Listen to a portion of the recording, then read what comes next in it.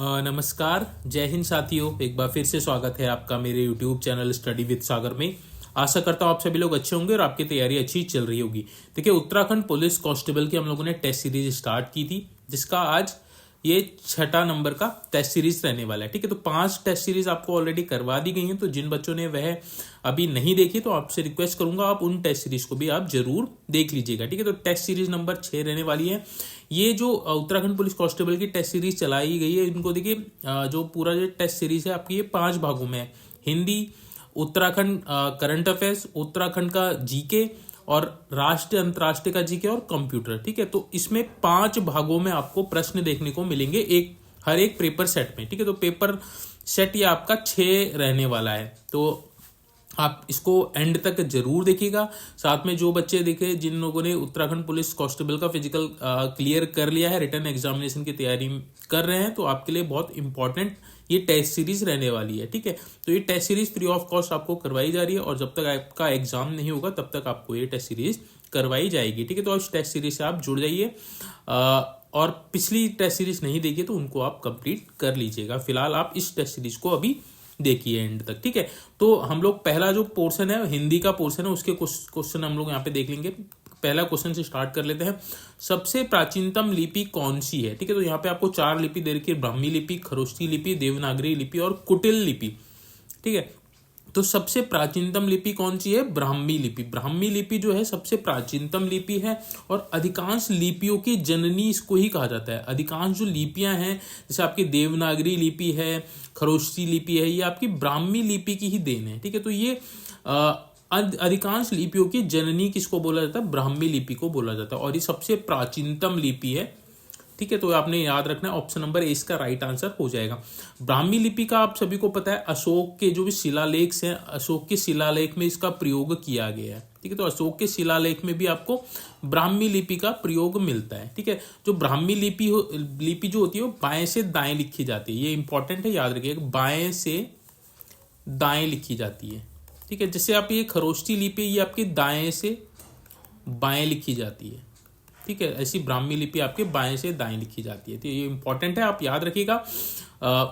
अधिकांश लिपियों की जननी है आपकी ब्राह्मी लिपि, सबसे प्राचीनतम लिपि भी ब्राह्मी लिपि है। अशोक के शिलालेख आपके ब्राह्मी लिपि में है, बाएं से दाएं और लिखे जाती है। इतने पॉइंट्स आपको इस वाले क्वेश्चन से याद रखने हैं। आगे बढ़ते हैं, अगला क्वेश्चन। कुमाऊनी भाषा का शब्द सिमार का किससे तात्पर्य है? ठीक है, तो कुमाऊनी भाषा का शब्द है सिमार। सिमार किसको बोला जाता है कुमाऊनी में? देखिए, कुमाऊनी में जो दलदली भूमि होती है उसको सिमार बोला जाता है। ठीक है, तो राइट आंसर क्या हो जाएगा? ऑप्शन नंबर बी, सिमार का मतलब जो आपका दलदली भूमि है। अगर हम बात करें मंदिर को चढ़ाई गई भूमि को क्या बोला जाता है, तो गूंठ बोला जाता है। ठीक, गूंठ भूमि किनको बोला जाता है? तो मंदिरों को चढ़ावे में दी गई भूमि या फिर जमीन होती है उसको गूंठ बोला जाता है। अगर हम बात करें तालाब को क्या कहा जाता है? तालाब को रौं कहा जाता है, रौं। ठीक है, कुमाऊनी भाषा में। जलप्रपात को क्या कहा जाता है? जलप्रपात को छिण कहा जाता है। छिण किसको बोलते हैं? जलप्रपात को बोला जाता है। यहाँ आपसे सिमार पूछा है तो सिमार का तात्पर्य आपका दलदली भूमि से हो जाएगा। ऑप्शन नंबर 20 का राइट आंसर हो जाएगा। आगे बढ़ते हैं, अगला क्वेश्चन आपका, गढ़वाली भाषा में पतरौल किसे कहा जाता है? ठीक है, तो ऑप्शन दे रखा, गांव का मुखिया, पानी ढोने वाला, जंगल का चौकीदार या फिर तहसीलदार। ठीक है, तो पतरौल जो होता है उसको गढ़वाली भाषा में पतरौल किसको बोल रहे हैं? जंगल के चौकीदार को बोला जाता है। ठीक है, इनका काम क्या हुआ करता था? जो कृषक जो होते थे उनसे जल कर आदि की वसूली करता था। ठीक है, उसको पतरौल बोला जाता था। साथ में जो नहर से जो भी पानी का प्रबंधन होता था, उस प्रबंधन को देखना इसका कार्य होता था, किसका? पतरौल का। तो कुल मिला के जंगल का चौकीदार बोला जाता है गढ़वाली भाषा में पतरौल। ठीक है, ऑप्शन नंबर सी इसका राइट आंसर हो जाएगा। आगे बढ़ते हैं, अगला क्वेश्चन। 1906 ईस्वी में वंदे मातरम का कुमाऊनी में अनुवाद जय जय माई जन्मभूमि धन्य धन्य तुम किसने किया? ये इंपॉर्टेंट क्वेश्चन है, जरूर याद रखिएगा। वंदे मातरम का देखिए कुमाऊनी में अनुवाद क्या है? जय जय माई जन्मभूमि धन्य धन्य तुम।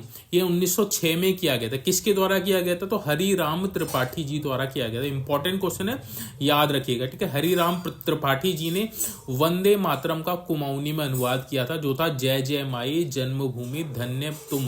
ठीक ठीक है। तो जो अब उस समय देखिए 1906 के टाइम पे आपको सभी को पता है ब्रिटिश शासन का काल था, ठीक है। तो उस समय वंदे मातरम का नारा लगाना ही अपने आप में बहुत बड़ी बात हुआ करती थी। उस काल में देखिए इन्होंने वंदे मातरम का कुमाऊनी में अनुवाद किया, जिससे ब्रिटिश इसको समझ भी ना पाए और आप अपना इनके द्वारा वंदे मातरम का प्रचार भी किया गया, ठीक है। तो जय जय माई जन्म धन्य धन्य तुम, ये हरिराम त्रिपाठी जी ने इसका अनुवाद किया था वंदे मातरम का, ठीक है। आगे बढ़ते हैं। अगला क्वेश्चन आपका 5th, पहाड़ों की पीड़ा एक पुस्तक है, इस पुस्तक के लेखक कौन है? तो पहाड़ों की पीड़ा जो पुस्तक है, इस पुस्तक के लेखक है सुंदरलाल बहुगुणा, ठीक है। तो नाम आपने याद रखना है, सुंदरलाल बहुगुणा द्वारा लिखित पुस्तक है आपकी कौन सी?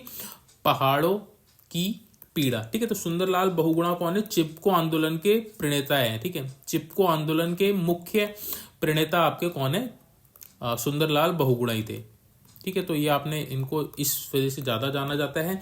इनका जो जन्म था 9 जनवरी को हुआ था, 9 जनवरी 1927 को हुआ था। मरोड़ एक जगह है, मरोड़ा एक जगह है टिहरी गढ़वाल में, ठीक है। तो मरोड़ा में इनका जन्म हुआ था, 9 जनवरी 1927 को हुआ था, ठीक है। इनको देखिए पर्यावरण गांधी के नाम से भी जाना जाता है, पर्यावरण गांधी के नाम से भी जाना जाता है इनको, ठीक है। वृक्ष मानव पुरस्कार इनको मिला था। इनको क्या बोलते हैं?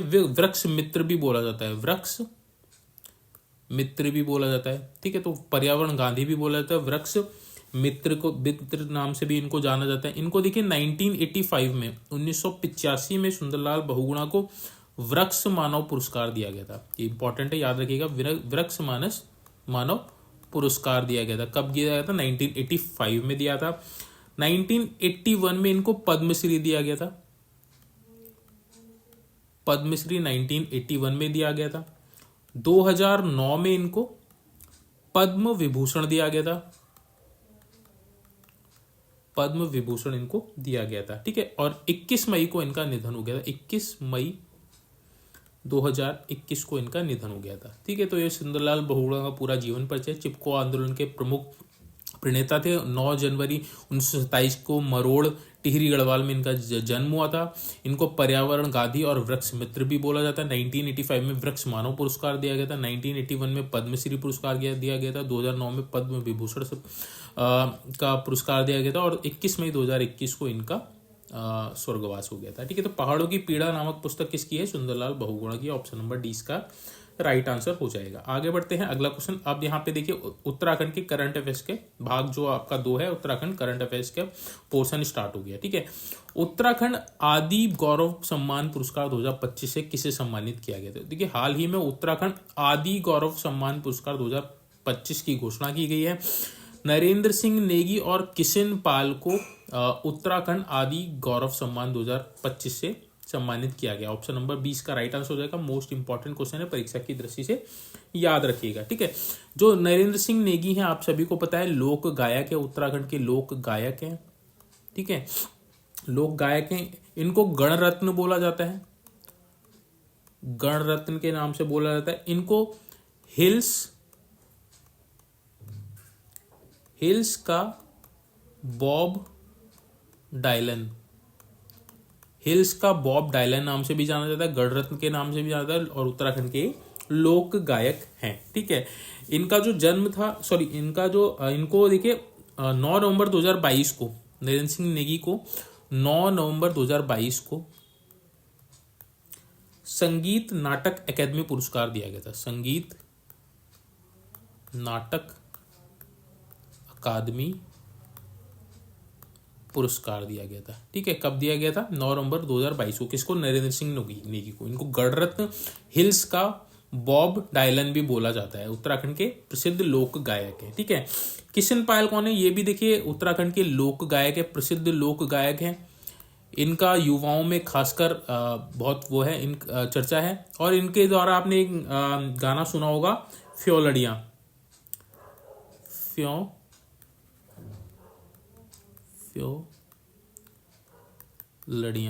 ठीक है। तो फ्यो लड़ियां जो गाना गाया है वो इन्हीं के द्वारा गाया गया है, किशन पाल जी के द्वारा, ठीक है। ये बद्रीनाथ के हैं। तो आदि गौरव सम्मान 2025 पुरस्कार किसको दिया गया? नरेंद्र सिंह नेगी और किशन पाल जी को दिया गया। दोनों लोक गायक है उत्तराखंड के। इंपॉर्टेंट क्वेश्चन है, याद रखिएगा। आगे बढ़ते हैं, अगला क्वेश्चन देख लेते हैं। अगला क्वेश्चन है, देखिए, उत्तराखंड बजट से संबंधित। उत्तराखंड सरकार ने वित्तीय वर्ष 2025-26 के लिए कितने करोड़ का बजट पेश किया गया? ठीक है, तो हाल ही में देखिए उत्तराखंड सरकार ने वित्तीय वर्ष 2025-26 के लिए कितने करोड़ का बजट पेश किया गया है? तो ये किया गया है आपका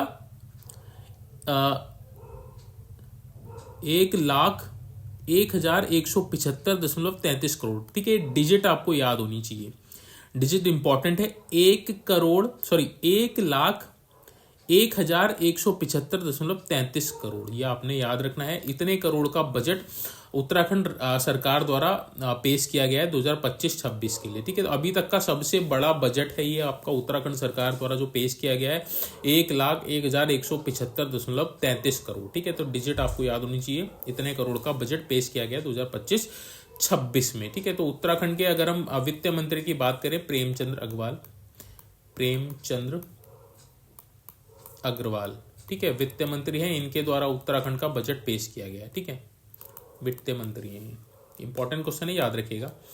नेक्स्ट आगे बढ़ते हैं, अगला क्वेश्चन, उत्तराखंड राज्य सरकार कैबिनेट द्वारा भू कानून को मंजूरी कब दी गई? ठीक है, तो हाल ही में देखिए उत्तराखंड राज्य सरकार द्वारा भू कानून विधेयक को मंजूरी दी गई है। किस दिन ये मंजूरी दी गई है, ये आपसे यहाँ पे पूछा है। ठीक है, तो 19 फरवरी 2025 को उत्तराखंड सरकार ने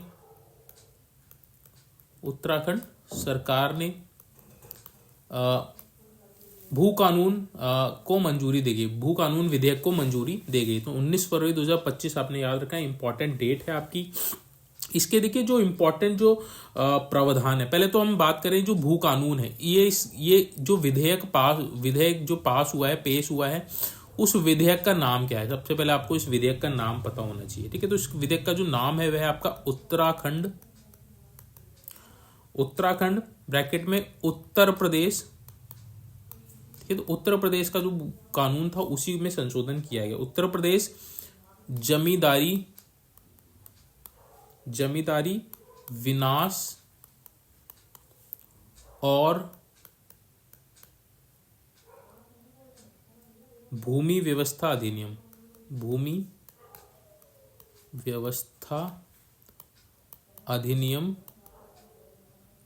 1950। ठीक है, संशोधन विधेयक 2025। ठीक है, तो ये जो भू कानून है, ये जो विधेयक पेश हुआ है, जिसको मंजूरी मिली है, उस विधेयक का नाम क्या है? उत्तराखंड उत्तर प्रदेश जमींदारी विनाश और भूमि व्यवस्था अधिनियम 1950 संशोधन विधेयक 2025। ठीक है, तो ये विधेयक का नाम हो गया। इस विधेयक को नाम को आपको पता होना चाहिए। परीक्षा में केवल विधेयक भी पूछ सकता है कि कौन सा विधेयक भू कानून से संबंधित है। ठीक है, तो ये विधेयक आपका नाम इसको पता होना चाहिए। तो उत्तराखंड सरकार द्वारा 19 फरवरी 2025 को विधानसभा में ये आपका विधेयक पेश किया है, जिसको मंजूरी मिल गई। इसके देखिए जो कुछ इंपॉर्टेंट जो प्रावधान है वो आपको पता होना चाहिए। जैसे आपका हमारे यहाँ 13 जनपद हैं। ठीक है, तो 13 जनपद में से 2 जनपद ऐसे हैं, जैसे हरिद्वार और उधम सिंह नगर। ठीक है, हरिद्वार और उधम सिंह नगर में को छोड़कर अन्य जितने भी हमारे जनपद हैं, यानी कि आपके जो 11 जिले हैं, उनमें कोई भी बाहरी व्यक्ति कृषि एवं बागवानी के लिए भूमि नहीं खरीद सकता है। ठीक है, तो हरिद्वार में खरीद सकता है, उधम सिंह नगर में खरीद सकता है।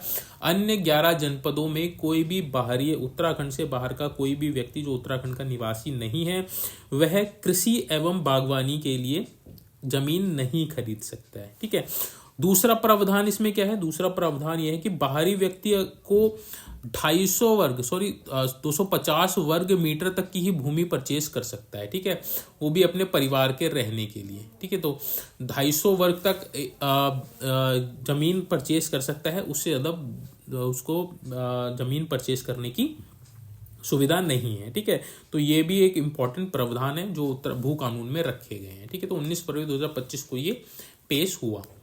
आगे बढ़ते हैं, अगला क्वेश्चन है, विश्व का दूसरा सबसे ऊंचा ट्रैक का शिलान्यास भारतीय प्रधानमंत्री द्वारा उत्तराखंड के किस स्थान पर किया गया? ठीक है, तो हाल ही में विश्व का दूसरा सबसे ऊंचा ट्रैक का शिलान्यास किया गया है भारत के प्रधानमंत्री श्री नरेंद्र सिंह मोदी जी द्वारा।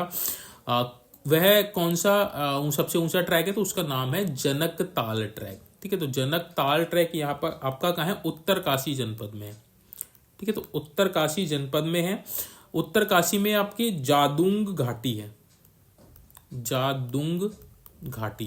तो जादुंग घाटी में आपका है जनक ताल ट्रैक है, जो विश्व का सबसे ऊंचा ट्रैक है। विश्व का सबसे ऊंचा ट्रैक का मतलब यह है इसकी जो हाइट है वह आपकी 17,716 फीट है। ठीक है, तो ये विश्व का सबसे ऊंचा ट्रैक हो जाएगा। मीटर में बात करें तो 5400 मीटर, 5400 मीटर इसकी हाइट है इस आपके ट्रैक की, जनक ताल की। ठीक है, जो उत्तरकाशी के जादुंग घाटी में है। तो हाल ही में श्री नरेंद्र सिंह मोदी जी ने इसका शिलान्यास किया है जनक ताल का। ठीक है, तो सबसे विश्व का सबसे दूसरा ऊंचा ट्रैक कौन सा हो जाएगा? जनक ताल हो जाएगा, जो आपका उत्तरकाशी जनपद में स्थित है। ठीक है, तो ये इंपॉर्टेंट क्वेश्चन है, परीक्षा की दृष्टि से आप इसको जरूर याद करके जाइएगा।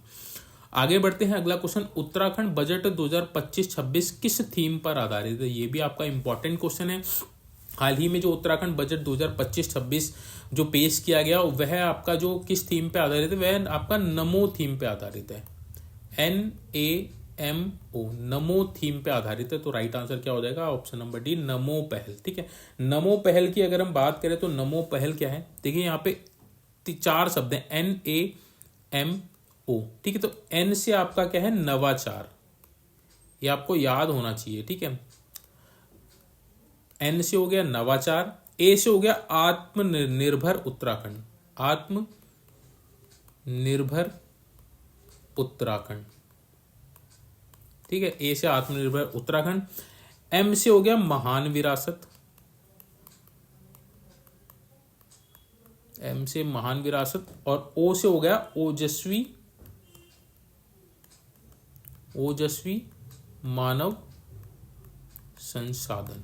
ठीक है, तो उत्तराखंड का जो बजट पेश हुआ है 2025-26 में नमो पहल पे आधारित है, जिसका मतलब है N से नवाचार, A से आत्मनिर्भर उत्तराखंड, M से महान विरासत, O से ओजस्वी मानव संसाधन। ठीक है, तो आप इसको याद करके जाएगा, इंपॉर्टेंट क्वेश्चन है नमो थीम। ठीक है, आगे बढ़ते हैं, अगला क्वेश्चन। अब यहाँ पे उत्तराखंड जीके का पोर्शन शुरू हो गया, भाग नंबर 3। ठीक है, तो यहाँ पे देखिए आपको कुछ संगठन दे रखे हैं और उनका स्थापना वर्ष दे रखा है। आपने बताना है कि कौन सा संगठन किस सन में इसकी स्थापना हुई थी।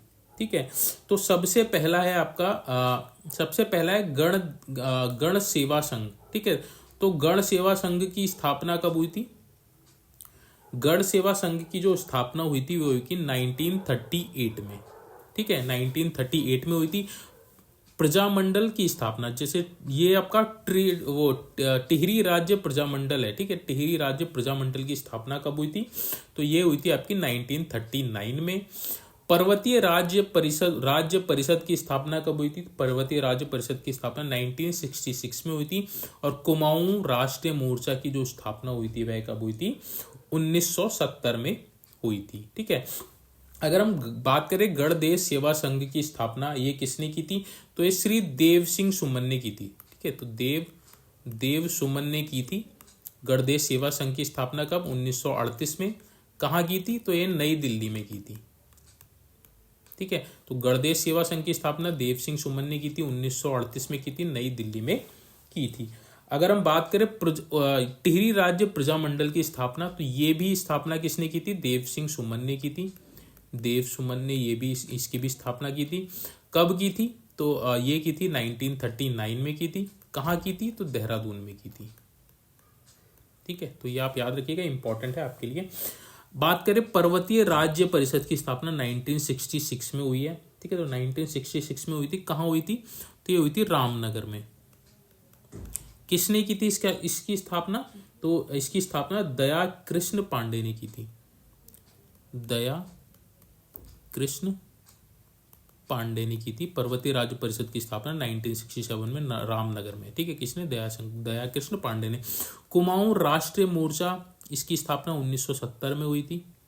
ठीक है, किसने की थी? पीसी जोशी ने की थी। कामरेड पीसी जोशी का नाम सुना होगा, कामरेड पीसी जोशी ने स्थापना की थी कुमाऊं राष्ट्रीय मोर्चा का। ठीक है, तो देखिए पहले का आपका चौथा हो जाएगा, दूसरे का आपका पहला हो जाएगा।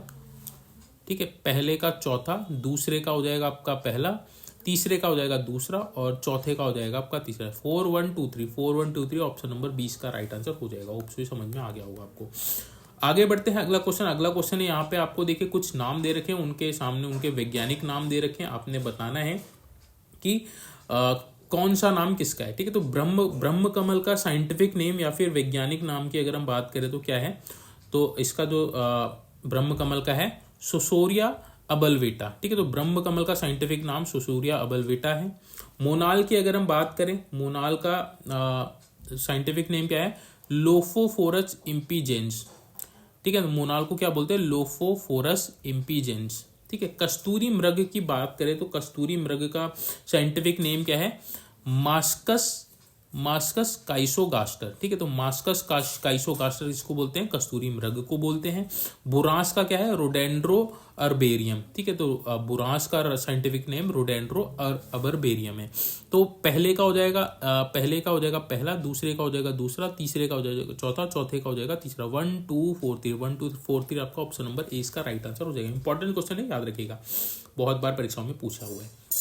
ठीक है, आगे बढ़ते हैं। अगला क्वेश्चन, यहाँ पे सूची 1 दे रखी है, आपको सूची 2 से सूची 1 का मिलान करना है। ठीक है, तो इधर आपको कुछ परिषद दे रखी है, आपने बताना है कि इनकी स्थापना कब हुई थी। ठीक है, तो सबसे पहला है आपका कुमाऊं परिषद। ठीक है, तो कुमाऊं परिषद की स्थापना कब हुई थी, कुमाऊं परिषद की जो स्थापना हुई थी वो हुई थी 1916 में। ठीक है, कुमाऊं परिषद 1916 हो जाएगा। पर्वतीय राज्य परिषद की अगर हम बात करें तो पर्वतीय राज्य परिषद की स्थापना कब हुई थी, तो राज्य परिषद की स्थापना 1967 में हुई थी। उत्तराखंड युवा परिषद की स्थापना की अगर हम बात करें तो कब हुई थी, तो 1976 में हुई थी। उत्तराखंड उत्थान परिषद की स्थापना की बात करें तो 1988 में की थी। ठीक है, तो राइट आंसर क्या हो जाएगा, ए का हो जाएगा दूसरा, बी का हो जाएगा पहला, सी का हो जाएगा तीसरा और डी का हो जाएगा आपका चौथा। ठीक है, 2 1 3 4 आपका ऑप्शन नंबर 20 का राइट आंसर हो जाएगा। ठीक है, तो अगर हम बात करें कुमाऊं परिषद की, कुमाऊं परिषद का हम लोगों ने बात की 1916 में इसकी स्थापना हुई थी। कहाँ हुई थी इसकी स्थापना, तो इसकी स्थापना आपकी हुई थी अल्मोड़ा में। ठीक है, सॉरी नैनीताल में हुई थी। 30 सितंबर 1916 की स्थापना हुई थी इसकी, कहाँ, नैनीताल में हुई थी। इसका जो पहला अधिवेशन हुआ था, पहला अधिवेशन अगर हम बात करें कुमाऊं परिषद का, पहला अधिवेशन कब हुआ था, 1917 में हुआ था। कहाँ हुआ था, अल्मोड़ा में हुआ था, अल्मोड़ा में हुआ था। अध्यक्ष कौन थे, तो अध्यक्ष थे जयदत्त जोशी। इंपॉर्टेंट है सारे ही फैक्ट इसके कुमाऊं परिषद के बारे में। स्थापना 30 सितंबर 1916 नैनीताल में हुई थी। पहला अधिवेशन 1916 अल्मोड़ा में हुआ था। अध्यक्षता किसने की थी, जयदत्त जोशी जी ने की थी। ठीक है, पर्वतीय राज्य परिषद 1967 में इसकी स्थापना हुई थी। ठीक है, ये हम लोगों ने ऊपर डिस्कस भी किया था, रामनगर में इसकी स्थापना हुई थी। इसके जो अध्यक्ष थे दया कृष्ण पांडे जी थे। ठीक है, उत्तराखंड युवा परिषद की बात करें तो इसकी स्थापना 1976 में हुई थी। उत्तराखंड उत्थान परिषद की स्थापना कब हुई थी, 1988 में हुई थी। किसने इसके जो संस्थापक थे कौन थे, तो शोभन सिंह जीना थे, शोभन सिंह जीना और नित्यानंद जी। ठीक है, तो उत्तराखंड उत्थान परिषद की स्थापना 1988 में की थी, शोभन सिंह जीना और नित्यानंद जी ने की थी। ठीक है, ऑप्शन नंबर 20 का राइट आंसर हो जाएगा। इंपॉर्टेंट क्वेश्चन है, याद रखिएगा। आगे बढ़ते हैं। अगला क्वेश्चन आपका, एक तरफ आपको नदी दे रखी है, दूसरी तरफ आपको जल विद्युत परियोजना दे रखी है। आपने बताना है कि निम्नलिखित में से कौन सा युग्म सुमेलित नहीं है। ठीक है, तो कौन सा सुमेलित नहीं, ये आपने बताना है। ठीक है, तो देखिए कुल्हाल जल विद्युत परियोजना आपकी आसन नदी में, बिल्कुल ठीक है। अगर हम बात करें मनेरी भाली जल विद्युत परियोजना भिलंगना नदी पर नहीं है। ठीक है, तो मनेरी भाली जो परियोजना है आपकी भागीरथी नदी पे है। ठीक है, विष्णु प्रयाग जल विद्युत परियोजना अलकनंदा पे है, बिल्कुल ठीक है, अलकनंदा नदी पे है। कोटेश्वर जल विद्युत परियोजना भागीरथी नदी पे, बिल्कुल ठीक है। कुल्हाल आपने हम लोगों ने बात कर लिया, आसन नदी पे, बिल्कुल ठीक है। ये वाला आपका गलत है, तो ऑप्शन नंबर 20 का राइट आंसर हो जाएगा। मनेरी भाली परियोजना जो है आपकी भिलंगना नदी पे ना होकर आपकी किस पे है, भागीरथी नदी पर है। ठीक है, तो ऑप्शन नंबर 20 का राइट आंसर हो जाएगा। आगे बढ़ते हैं, अगला क्वेश्चन देख लेते हैं। अगला क्वेश्चन इंपॉर्टेंट है ये भी। टिहरी दरबार ने वर्ष 1928 और 29 में वन सलाहकार के रूप में डॉक्टर एफ हेस्क की सेवा ली। वे किस देश के निवासी थे? ठीक है, तो टिहरी दरबार ने देखिए 1928 और 29 में एक वन सलाहकार की नियुक्ति की थी, जिसमें डॉक्टर एफ हेस्क की सेवाएं ली। ये किस देश के निवासी थे? तो ये जर्मनी के निवासी थे। तो डॉक्टर एफ हेस्क जर्मनी के निवासी थे, जो 1928 में और 29 में वन सलाहकार नियुक्त किए गए थे टिहरी दरबार में। ठीक है, तो ऑप्शन नंबर सी इसका राइट आंसर हो जाएगा जर्मनी। आगे बढ़ते हैं, अगला क्वेश्चन है आपका, विश्व अंतरिक्ष पुरस्कार 2024 से किसे सम्मानित किया गया? इंपॉर्टेंट क्वेश्चन है, याद रखिएगा। विश्व अंतरिक्ष पुरस्कार 2024 जो है आपका चंद्रयान 3 मिशन को दिया गया है। ठीक है, चंद्रयान 3 मिशन को दिया गया है। ठीक है, तो चंद्रयान 3 मिशन के जो प्रोजेक्ट डायरेक्टर थे वो कौन थे, यानी कि जो उस समय इसरो के जो चेयरमैन थे कौन थे उस समय? तो ये थे आपके एस सोमनाथ। ठीक है, तो इसरो के चेयरमैन थे उस समय जब चंद्रयान 3 मिशन को लॉन्च किया गया था। चंद्रयान 3 जो है ये कब लॉन्च किया गया था? इसकी जो लॉन्चिंग हुई थी 14 जुलाई 2023 को लॉन्च हुआ था। ठीक है, तो लॉन्च आपका 14 जुलाई 2023 को लॉन्च हुआ था। ठीक है, कहाँ से हुआ था? तो ये हुआ था सतीश धवन अंतरिक्ष केंद्र से। सतीश धवन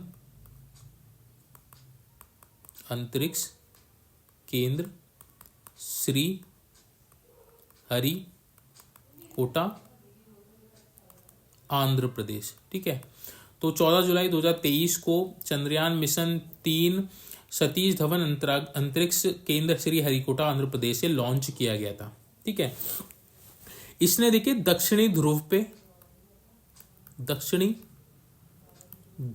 पर कब इसने लैंड किया था? तो ये किया था 23 अगस्त 2023 को इसने सफलतापूर्वक दक्षिणी ध्रुव पर लैंडिंग की थी। ठीक है, तो ये भी आपको याद होना चाहिए। लॉन्चिंग इसकी 14 जुलाई 2023 को और लैंडिंग इसकी 23 अगस्त 2023 को हुई थी, दक्षिणी ध्रुव पर हुई थी। ठीक है, तो इसमें देखिए एक लैंडर था, लैंडर का नाम क्या था? तो लैंडर का नाम था वो विक्रम था, और एक रोवर जो गया था उस रोवर का नाम क्या था? प्रज्ञान था। ठीक है, तो ये इंपॉर्टेंट है, प्रज्ञान आपका रोवर है, विक्रम आपका लैंडर है, और ये सारी जो चीजें यहाँ पे मैंने बताई हैं वो आपको पता होना चाहिए। तो राइट आंसर क्या हो जाएगा? ऑप्शन नंबर डी हो जाएगा। चंद्रयान 3 मिशन को विश्व अंतरिक्ष पुरस्कार 2024 से सम्मानित किया गया है। ये पुरस्कार चंद्रयान 3 मिशन के लिए किसको दिया गया? एस सोमनाथ जी को दिया गया। ऑप्शन नंबर डी इसका राइट आंसर हो जाएगा। मोस्ट इंपॉर्टेंट क्वेश्चन है। आगे बढ़ते हैं, अगला क्वेश्चन, हाल ही में देश का पहला हिंदी भाषा संग्रहालय कहाँ स्थापित किया जाएगा? ठीक है, तो देश का, ये पूरे भारत देश का पहला हिंदी भाषा का संग्रहालय है, या फिर किसी भी भाषा के लिए बनने वाला ये पहला संग्रहालय है। ठीक है, तो इसकी स्थापना कहाँ की जा रही है? तो ये वाराणसी उत्तर प्रदेश में इसकी स्थापना की जा रही है। तो ये भारत का पहला हिंदी भाषा संग्रहालय होने वाला है। कहाँ? वाराणसी में। ये नाम याद रखिएगा, इंपॉर्टेंट है, वाराणसी उत्तर प्रदेश। आगे बढ़ते हैं, अगला क्वेश्चन है, भारत के नए नियंत्रक एवं महालेखा परीक्षक कैग कौन बने हैं? ठीक है, तो कैग आपका जिसको भारत का नियंत्रक एवं महालेखा परीक्षा बोला जाता है, हाल ही में किसे नया कैग नियुक्त किया गया है? तो ये किया गया है आपका के संजय मूर्ति को। के संजय मूर्ति इससे पहले जो गिरीश चंद्र मुर्मू थे उनका स्थान लेंगे।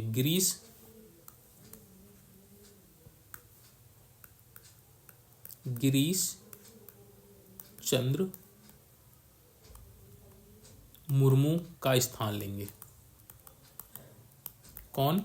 के संजय मूर्ति। तो के संजय मूर्ति को भारत का नया नियंत्रक एवं महालेखा परीक्षा नियुक्त किया गया है। ठीक है, जो के संजय मूर्ति है ये 1989 बैच के आईएएस हैं। 1989 बैच के क्या है? आईएएस अधिकारी हैं। ठीक है, और जो आपका हमारा जो कैग है, कैग का वर्णन किसमें है? संविधान के भाग 5 में, और आर्टिकल की बात करें तो अनुच्छेद 148 में कैग की नियुक्ति है। ठीक है। तो 148 में कैग का प्रावधान है भाग 5 में, और 148 से लेके 151 तक, 151 से लेके अनुच्छेद 148 से लेके अनुच्छेद 151 तक जो प्रावधान किए गए हैं वो कैग के लिए प्रावधान किए गए। नियुक्ति की बात करें तो अनुच्छेद 148 में इनकी नियुक्ति है। कई बार पूछता है कि भारत के नियंत्रक एवं महालेखा परीक्षा का वर्णन किस अनुच्छेद में, तो आपने बताना है अनुच्छेद 148 में। अगर भाग पूछेगा तो भाग 5 में है, ठीक है। इनका जो काम होता है तो भारत की जो संचित निधि होती है उसका ऑडिट करना होता है कि उससे क्या खर्च हुआ है और क्या खर्च नहीं हुआ, और ये अपनी वार्षिक जो प्रतिवेदन होता है या फिर अपनी रिपोर्ट होती है वो किसको प्रेषित करता है, वो राष्ट्रपति को प्रेषित करता है, ठीक है। तो इतने पॉइंट्स आपको इस वाले क्वेश्चन से याद रखने थे। आगे बढ़ते हैं अगला क्वेश्चन है हाल ही में देश का 58वां टाइगर रिजर्व कौन सा बन गया है, ठीक है। तो हाल ही में देखिए भारत देश का 58वां टाइगर रिजर्व कौन सा बन गया है, तो माधव नेशनल पार्क जो है आपका 58वां टाइगर रिजर्व बन गया है, ठीक है। 58वां टाइगर रिजर्व बन गया। माधव नेशनल पार्क है कहाँ पे, तो जो माधव नेशनल पार्क है वह आपका मध्य प्रदेश में है। मध्य प्रदेश जनपद में आपका माधव नेशनल पार्क है। मध्य प्रदेश में देखिए सबसे ज्यादा टाइगर रिजर्व हो गए हैं, टोटल आपके कितने हो गए हैं, टोटल 9 हो गए हैं, ठीक है। तो सबसे ज्यादा अगर पूछेगा कि टाइगर रिजर्व किस जनपद में, तो मध्य प्रदेश में ही है। सबसे ज्यादा टाइगर भी मध्य प्रदेश में ही पाए जाते हैं। तो टोटल 9 टाइगर रिजर्व हो गए आपके मध्य प्रदेश में। तो 58वां कौन सा आपका माधव नेशनल पार्क है, ठीक है। तो इंपॉर्टेंट क्वेश्चन है, इसको आप याद रखिएगा। अगर हम बात करें भारत का पहला टाइगर रिजर्व कौन सा है, तो पहला टाइगर रिजर्व की अगर हम बात करें कौन सा है, वह आपका Jim Corbett national park, Jim Corbett national park, ठीक है। ये कब बना था, ये मतलब बन तो पहले ही गया था, 1936 में बनाया था हेली नेशनल पार्क के नाम से, बट टाइगर रिजर्व कब बना, तो टाइगर रिजर्व 1973 में ही बना, ठीक है। 1973 में इसको टाइगर रिजर्व घोषित किया गया था, और एक प्रोजेक्ट आया था टाइगर प्रोजेक्ट। इस प्रोजेक्ट के तहत ही इसको टाइगर रिजर्व घोषित किया गया था। तो टाइगर प्रोजेक्ट की अगर हम बात करें कब आया था, 1973 में आया था। इंपॉर्टेंट क्वेश्चन है, याद रखिएगा, कई बार पूछता है कि टाइगर प्रोजेक्ट कब आया था भारत में, तो 1973 में आया था, जिसके अंतर्गत पहला टाइगर रिजर्व आपका जिम कॉर्बेट नेशनल पार्क था, ठीक है। तो इतने पॉइंट्स आपको इस वाले क्वेश्चन से याद रखने हैं। आगे बढ़ते हैं अगला क्वेश्चन आपका 39वें राष्ट्रीय खेलों का आयोजन किस राज्य में किया जाएगा, ठीक है। तो हाल ही में देखिए 38वें जो राष्ट्रीय खेल थे, नेशनल गेम्स थे, कहाँ हुए थे, वे उत्तराखंड में हुए थे। उत्तराखंड में हुए थे। कब से कब तक हुए थे, 28 जनवरी से 14 फरवरी तक हुए थे, ठीक है। जिसमें उत्तराखंड ने कौन सा स्थान प्राप्त किया था, 7वां स्थान प्राप्त हुआ था, ठीक है। उत्तराखंड को 7वां स्थान प्राप्त हुआ था। पहले स्थान पे कौन रहा था, पहले स्थान पे सर्विसेज रही थी, पहले स्थान पे सर्विसेज रही थी। उत्तराखंड को 7वां स्थान मिला था। उत्तराखंड को टोटल कितने मेडल मिले थे, तो उत्तराखंड को देखिए टोटल मेडल की अगर हम बात करें तो 24 गोल्ड मिले थे, ठीक है। 35 सिल्वर मिले थे, और आपके 44 ब्रॉन्ज मेडल मिले थे, यानी कि कांस्य पदक मिले थे। टोटल आपके कितने 103 पदक मिले थे उत्तराखंड को, ठीक है।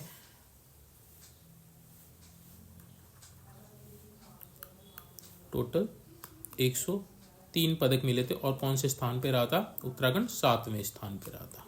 पहले स्थान पे सर्विसेज रहा था। अब ये पूछा है कि 39वें राष्ट्रीय खेलों का आयोजन किस राज्य में किया जाएगा, तो 39वें जो राष्ट्रीय खेल होंगे वे आपके मेघालय में होंगे। ऑप्शन नंबर सी इसका राइट आंसर हो जाएगा।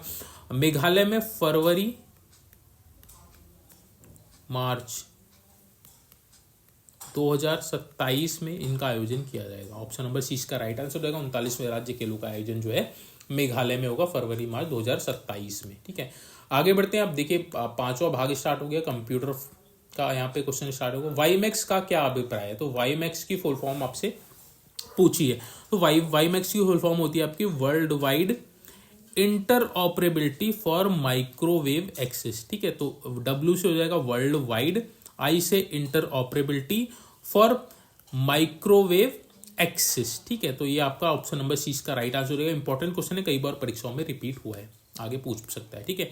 आगे बढ़ते हैं, अगला क्वेश्चन, आर्टिफिशियल इंटेलिजेंस का जनक किसे कहा जाता है? आर्टिफिशियल इंटेलिजेंस का आपने नाम सुना होगा, आजकल तो बहुत ट्रेंड में भी चल रहा है। चैट जीपीटी आ गया, जेमिनी आ गया आपका, है ना, और चाइना का डीप सीक एआई आ गया। तो ये सारे एआई आपके टूल्स हैं।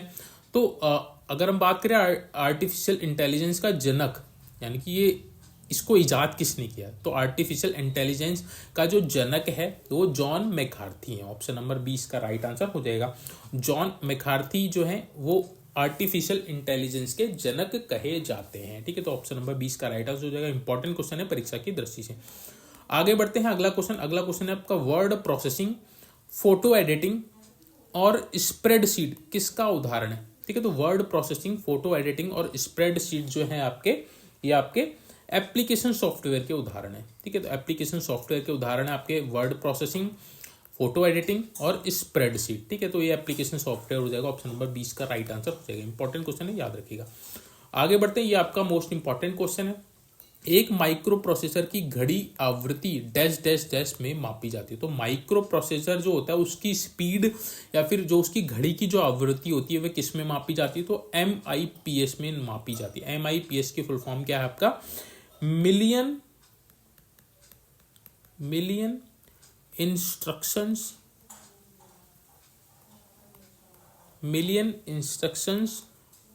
पर सेकेंड। ठीक है, तो मिलियन इंस्ट्रक्शंस पर सेकेंड किसकी घड़ी की आवृत्ति है? तो माइक्रो प्रोसेसर की। ऑप्शन नंबर 20 का राइट आंसर हो जाएगा। फुल फॉर्म भी आप याद कर लीजिएगा और माइक्रो प्रोसेसर की आवृत्ति के बारे में भी आप पढ़ लीजिएगा। ठीक है, आखिरी क्वेश्चन है आपका इस टेस्ट सीरीज 6 का, निम्नलिखित में से कौन सा आउटपुट और इनपुट डिवाइस दोनों है? ठीक है, मोस्ट इंपॉर्टेंट क्वेश्चन है। देखिए, कई बार आपसे पूछता है कि इनपुट डिवाइस कौन सी है और पूछता है आउटपुट डिवाइस कौन सी है, बट यहाँ पे पूछा है कि कौन सा एक ऐसी डिवाइस है जो आउटपुट भी है और इनपुट भी है, इसलिए इंपॉर्टेंट क्वेश्चन हो जाता है। ठीक है, ऑप्शन दे रखा प्रिंटर, स्पीकर, मॉडम और स्कैनर। ठीक है, तो उसका जो राइट आंसर है ऑप्शन नंबर सी हो जाएगा, मॉडम। मॉडम आपका इनपुट डिवाइस भी है और आउटपुट भी है। ठीक है, मॉडम की फुल फॉर्म की बात करें, मॉडम की फुल फॉर्म होती है मॉड्यूलेटर एंड डीमॉड्यूलेटर। ठीक है, तो ये क्या करता है? एनालॉग को डिजिटल में कन्वर्ट करता है, एनालॉग सिग्नल को डिजिटल सिग्नल में कन्वर्ट करता है और डिजिटल सिग्नल को एनालॉग सिग्नल में कन्वर्ट करता है। यानी कि इनपुट का भी काम करता है और आउटपुट का भी काम करता है। तो ऑप्शन नंबर सी इसका राइट आंसर हो जाएगा। ठीक है, तो ये थी देखिए आज की टेस्ट सीरीज नंबर 6, जिसमें हम लोगों ने इंपॉर्टेंट क्वेश्चन को यहाँ पे डिस्कस किया। होप सो आपको ये क्लास बहुत अच्छी लगी होगी। क्वेश्चंस का लेवल देखिए बहुत अच्छा रखा गया है। जिस तरह के आपका परीक्षाओं में क्वेश्चन पूछे जाते हैं उसी लेवल पे ये टेस्ट सीरीज मैंने आपको करवा रहा हूँ। आपका जो UKSSC का जो पैटर्न है उसी पे आधारित ये आपके टेस्ट सीरीज है। ठीक है, तो अगर टेस्ट सीरीज आपको अच्छी लग रही है तो प्लीज़ कमेंट बॉक्स में मेंशन जरूर कीजिएगा ताकि मैं इसको कंटिन्यू रखूँ। और कोई भी आपका डाउट होगा तो प्लीज़ कमेंट बॉक्स में मेंशन जरूर कीजिएगा। बाकी जो बच्चे नए हैं जिन्होंने अभी चैनल सब्सक्राइब नहीं किया है और उत्तराखंड के किसी भी एग्जाम्स की तैयारी कर रहे हैं तो प्लीज़ आप चैनल को सब्सक्राइब जरूर कर लीजिएगा ताकि आपको इस तरह की इंपॉर्टेंट वीडियोस आपको रेगुलर बेसिस पे मिल सके। साथ में उन सभी अपने भाई बंधुओं को भी चैनल आप शेयर कीजिए जो उत्तराखंड के किसी भी एग्जाम्स की तैयारी करना चाहते हैं। जिनको अभी कोई भी जानकारी नहीं है तो आप उनको भी शेयर कीजिएगा ताकि उनको एटलीस्ट जानकारी मिले कि कैसे उत्तराखंड गवर्नमेंट एग्जाम्स की आप तैयारी कर सकते हैं। क्योंकि देखिए इसमें मैं केवल स्टडी मटेरियल ही नहीं प्रोवाइड कराता हूँ, जो जरूरी इन्फॉर्मेशन होती है किसी भी एग्जाम से संबंधित उन सभी को मैं यहाँ पे डिटेल में उस पर डिस्कस करता हूँ। ठीक है, विज्ञप्ति से लेके उसके जो भी इम्पोर्टेंट जो तथ्य हैं जो आपको जानने बहुत ज़रूरी होता है उन सभी को मैं यहाँ पे डिस्कस करता हूँ, शेयर करता हूँ आपके साथ ताकि आपको एक्सपीरियंस हो सके और आप कहीं भी कोई आपको दिक्कत ना हो। ठीक है, बाकी वीडियो देखने के लिए आप सभी का बहुत बहुत धन्यवाद। इस तरह की वीडियोस आपको और अभी तक और प्रोवाइड कराई जाएंगी आगे भी, तो आप चैनल से जुड़े रहिएगा। अगर आपने नोटिफिकेशन आइकन ऑन नहीं किया तो आपसे रिक्वेस्ट करूंगा कि प्लीज़ आप नोटिफिकेशन आइकन को ऑन जरूर कर लीजिएगा ताकि इस तरह की वीडियोस जब भी आपको चैनल पे डाली जाए तो आपको उसका नोटिफिकेशन मिल जाए। ठीक है, चलिए आज की जो वीडियो को यहीं पे हम एंड करते हैं। जल्दी मिलेंगे नेक्स्ट वीडियो में, तब तक आप अपनी तैयारी को कंटिन्यू रखिए। Thank you so much for watching this video.